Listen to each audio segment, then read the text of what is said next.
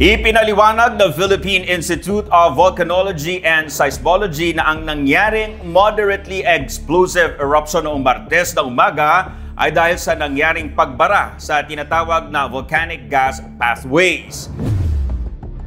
Paliwanag ni Maria Antonia Bornas, Hepe ng Volcano Monitoring and Eruption Prediction Division of VIVOX. Ang pagbara ang dahilan ng pagputok ng bulkan. Dagdag niya na ang volcanic ash emission ng Canlaon ay mas mababa ng 1,000 tons kada araw na mababa rin sa normal na buga nito.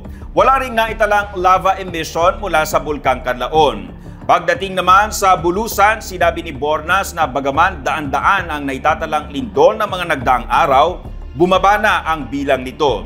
Nananatili ang Bulusan sa Alert Level 1 habang ang Canlaon Volcano ay nasa Alert Level 3. Patuloy naman na binabantayan ng Office of Civil Defense ang dalawang bulkan dahil alinsunod sa kautusan ni Pangulong Ferdinand R. Marcos Jr. ay dapat tiyakin ang kaligtasan, kalusugan at pagkain ng mga bakwit o apektadong mga residente.